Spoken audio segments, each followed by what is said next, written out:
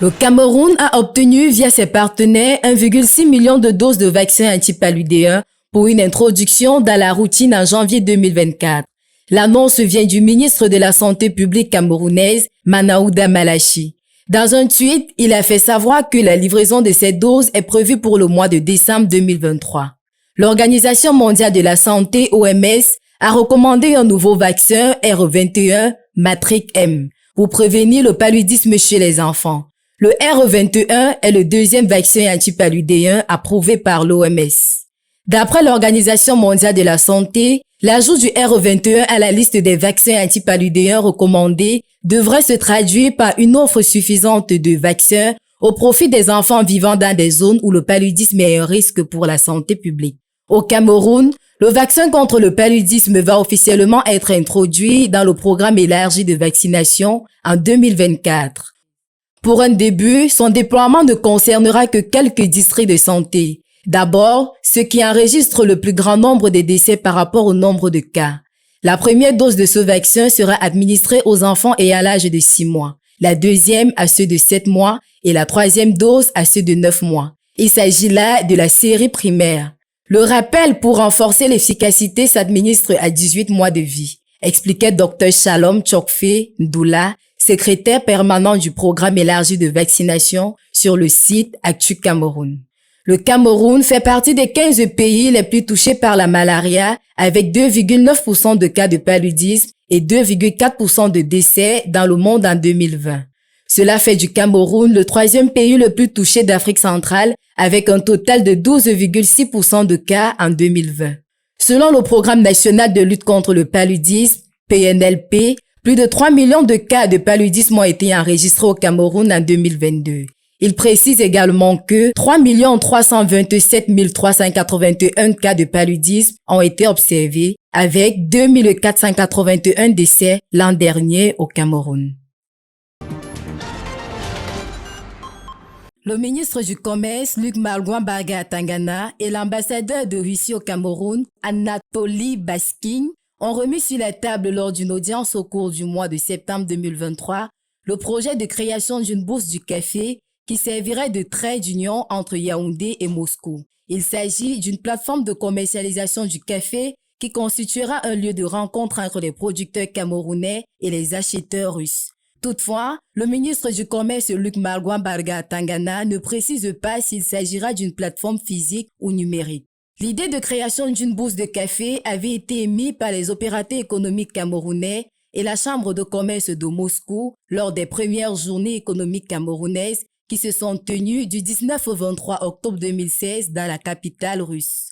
L'année suivante, le ministère du Commerce listait ce projet parmi les activités à soutenir par son département ministériel en 2017. Mais plus rien n'a été dit jusqu'à ce que celui-ci soit ressuscité lors d'une audience que Luc Marguan Barga Tangana a accordée aux diplomates russes durant le mois de septembre 2023. Selon le ministre du Commerce du Cameroun, cette bourse du café viendra renforcer la coopération commerciale entre les deux pays et permettra de promouvoir le Cameroun comme destination privilégiée pour les investissements russes, au moment où le pays manifeste l'envie de densifier la coopération économique et commerciale avec la Russie.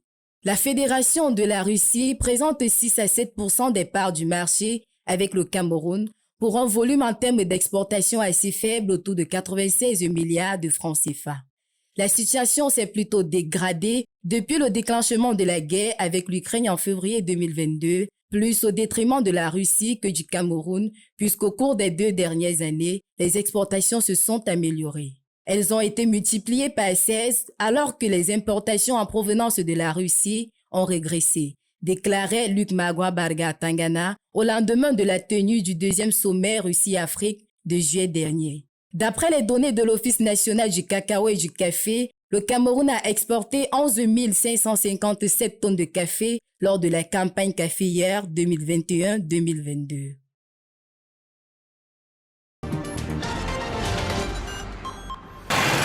Les jeunes sont une nouvelle fois au cœur des politiques gouvernementales. Dans un contexte marqué par des multiples dangers qui guettent la jeunesse, les autorités travaillent à les impliquer un peu plus dans le fonctionnement des institutions et le développement du Cameroun. Un idéal qui a modifié la signature d'une convention de partenariat entre l'Agence de service civil national de participation au développement et l'Agence de promotion des petites et moyennes entreprises. L'accord, signé le mercredi 4 octobre à Yaoundé, vise à établir un programme de collaboration qui se veut un cadre fédérateur des capacités des deux organisations, dans l'optique de tendre vers une république exemplaire en matière d'engagement de la jeunesse et aux valeurs morales. Concrètement, l'Agence de service civil d'engagement a créé une plateforme d'échange entre les bénéficiaires du programme de l'esprit d'entreprise en milieu jeune et les volontaires, prendre en charge les frais de transport des jeunes retenus ou encore échanger des informations, des expériences et des modèles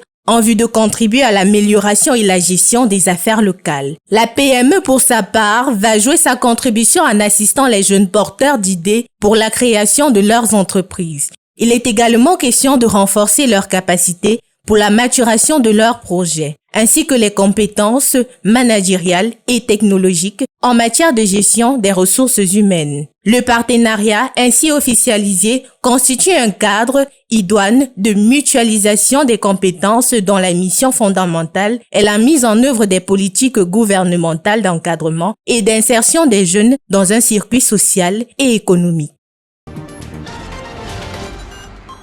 Thunderclap sounded in N'Djamena on Thursday, October 5, 2023, when an international arrest warrant for one of the Chadian's opposition figures, Succès Masra, the president of the movement, Les Transformateurs, was leaked on social media, accused of having incited Southern Chadians to hatred and revolt in his speech to the nation sent via Facebook in May 2023. Succès Masra's supporters were eagerly preparing to welcome him back to N'Djamena on October 18 after a year in exile since the deadly crackdown on October 20, 2022 demonstrations. But surprisingly, in less than 2 weeks before his return, an international arrest warrant has been leaked, issued since June 8, 2023 by Mahamat El Haj Aban Nana, the public prosecutor at the N'Djamena Court of Appeal, to be disseminated to host countries like France, Germany, South Africa, Belgium, USA, Canada, Ivory Coast,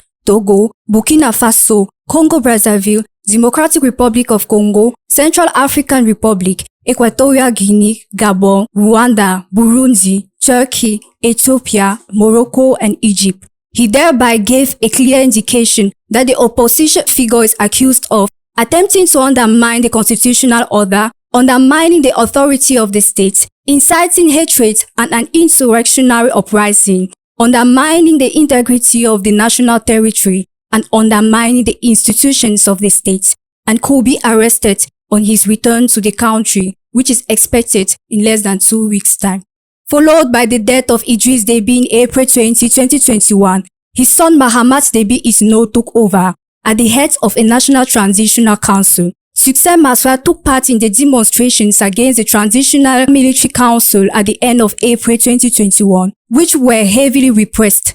His movement advocated for a social and democratic ideology based on democracy, the social market economy, equity, humanity, and diversity. Following these demonstrations, Mahamat Deby announced the holding of an inclusive national dialogue.